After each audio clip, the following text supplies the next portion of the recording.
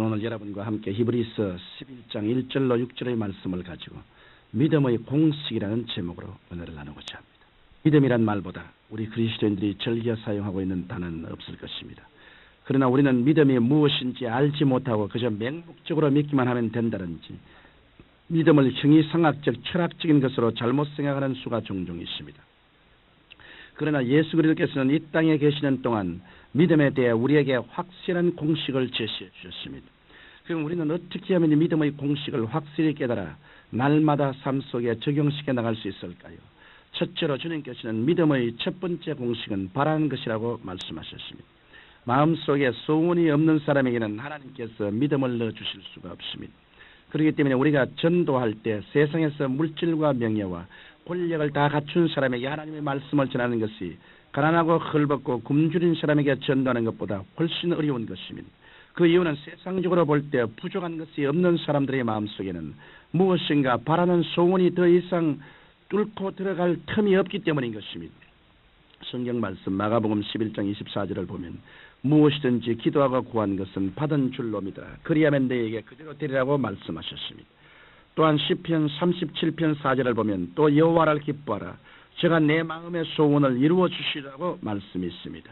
이와 같이 우리는 무엇인가 끝없이 소원을 품고 있어야 우리의 모든 생각과 마음이 그 소원의 성취를 향해 줄다름질 치게 되고 하나님께 엎드려 간절히 기도하게 되는 것입니다.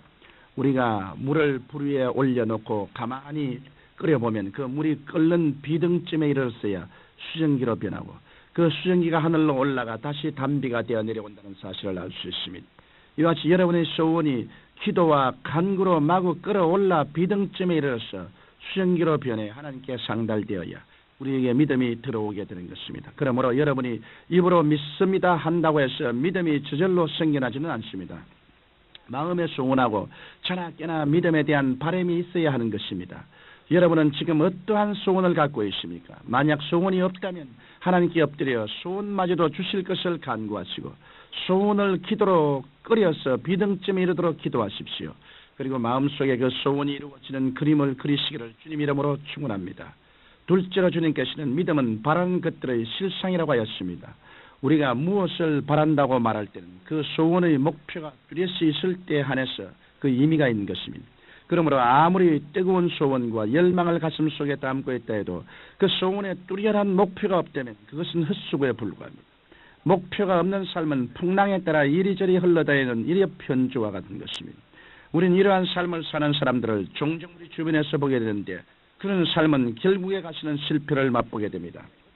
그러면 우리는 과연 어떻게 목표를 설정해야 할까요?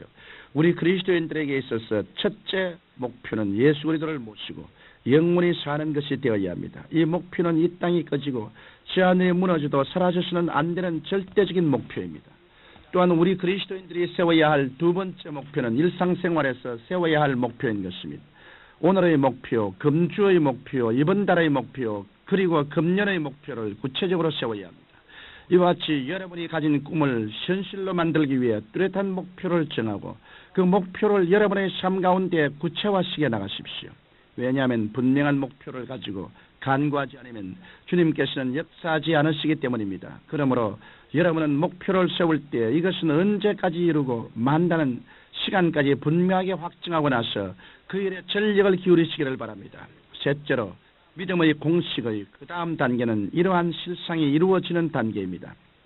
여러분이 마음속에 활화선 같은 소원을 가지고 그림을 그리고 목표를 가지는 것들은 모두 다 허상에 불과합니다.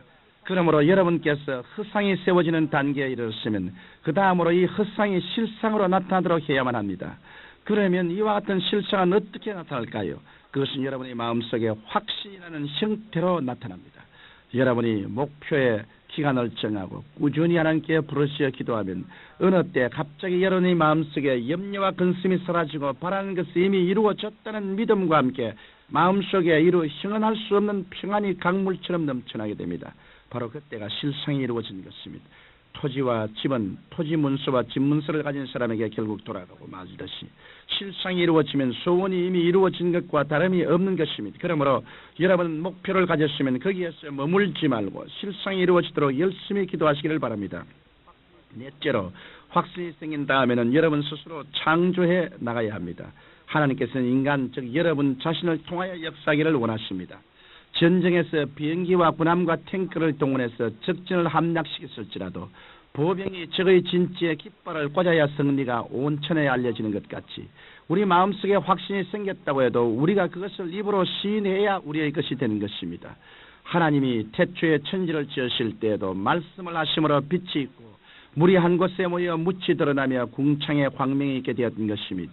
그럼에도 불구하고 오늘날 우리 주위에는 입으로 시인할 때 뒤따르는 창조적인 위력을 까맣게 잊어버리고 밤낮으로 주시옵소서라고만 외쳐야 되는 사람들이 많이 있습니다. 이러한 신앙 태도를 가지고서는 하나님의 기적을 체험할 수가 없습니다. 왜냐하면 여러분께서 주시옵소서라고만 할 때 주님께서는 이 사람아 내가 이미 다 주지 않았는가 이제는 입으로 시인하라고 말씀하실 것이기 때문입니다. 그러므로 여러분의 마음속에 실상이 생겼으면 그 실상을 입으로 시인하시기 바랍니다. 내 병은 낫다, 가정은 화목하다, 사업은 번창한다라고 입으로 시인할 수 있어야 되는 것입니다. 하나님께서는 여러분을 통해 역사하시고자 하시는데 여러분이 입을 봉한 채 하늘만 쳐다보고 있으면 어떻게 역사가 일어날 수 있겠습니까? 여러분이 이처럼 입으로 시인할 때 그 말을 통해서 하나님의 창조적인 역사가 놀랍도록 일어나게 되는 것입니다. 그런데 이때 중요한 것은 곡식을 익게 하려면 익을 때까지 계속해서 물을 주어야 하듯이 여러분께서 실상을 입으로 시인하시되 반복해서 시인해야 합니다. 성경 마가복음 8장에서 예수님께서 장님을 고치실 때도 2번 안수하셨습니다. 주님도 장님을 고치시는데 2번이나 안수하셨는데 하물며 우리 같은 사람들이 한 번 시인함으로 역사를 일으킬 수 있다고 생각해서는 큰 오산입니다.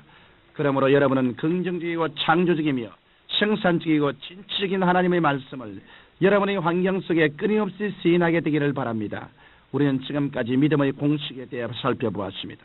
먼저 마음속에 뜨거운 소원을 가지고 그 소원에 대한 그림을 그리고 그 뚜렷한 목표를 설정하여 실상을 이루고 그리고 창조적인 말씀을 더해주는 것이 바로 믿음의 공식입니다.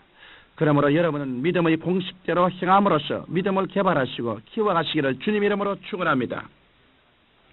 전능하신 아버지 하나님이시여, 믿음은 바라는 것들의 실상이요 보지 못하는 것들의 증거라고 하였사오므로 이 믿음의 공식대로 우리 믿음을 개발해서 우리의 운명과 환경에 크나큰 변화와 창조를 가져올 수 있도록 도와주옵소서. 예수님 이름으로 기도드리옵나이다. 아멘.